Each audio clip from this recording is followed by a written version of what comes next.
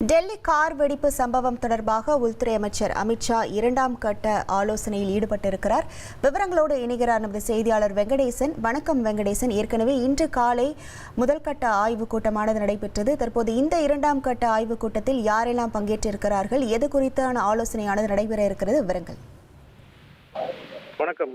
நேற்று மாலை டெல்லி செங்கோட்டை அருகே நடைபெற்ற அந்த கார் வெடிப்பு சம்பவத்தில் ஏற்கனவே பலி எண்ணிக்கை 13ஆக உயர்ந்துள்ளது.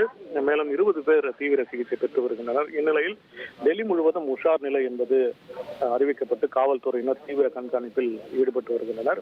இந்நிலையில் தான் இன்று காலை டெல்லி பாதுகாப்பு தொடர்பாக, குறிப்பாக இந்த டெல்லி கார் வெடிப்பு சம்பவம் தொடர்பாக ஆய்வு நடத்த மத்திய உள்துறை அமைச்சர் செயலாளர் கோவிந்த் மோகன் மற்றும் மத்திய புலனாய்வு அமைப்பின் இயக்குனர் தபன் தேக்கா மற்றும் தேசிய புலனாய்வு அமைப்பின் இயக்குனர் ஜெனரல் சதானந்த் வசந்த் தேட் மற்றும் டெல்லி காவல் ஆணையர் சதீஷ் கோல்ச்சா ஆகியோர் கலந்து கொண்டனர். இந்த கூட்டத்தில் ஜம்மு காஷ்மீர் டிஜிபி நளின் பிரபாத்தும் காணொலி வாயிலாக கலந்து கொண்டார். இந்நிலையில் தான் இரண்டாவது கட்ட கூட்டத்தையும் மத்திய உள்துறை அமைச்சர் அமித்ஷா தற்போது கர்த்தவ்ய பவனில் தொடங்கி அந்த ஆய்வுக் கூட்டத்தை நடத்தி வருகிறார்.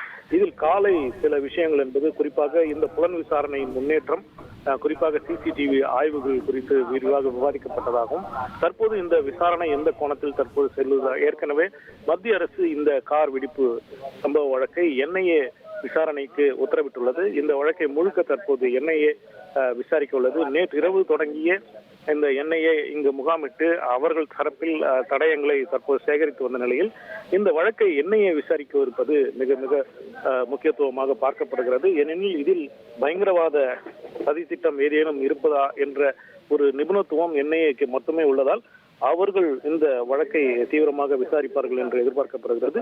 இந்த சூழ்நிலையில் தான் அமித்ஷா, மத்திய உள்துறை அமைச்சர் அமித்ஷா தலைமையிலான இரண்டாவது ஆய்வுக் கூட்டம் என்பது முக்கியத்துவம் பெறுகிறது.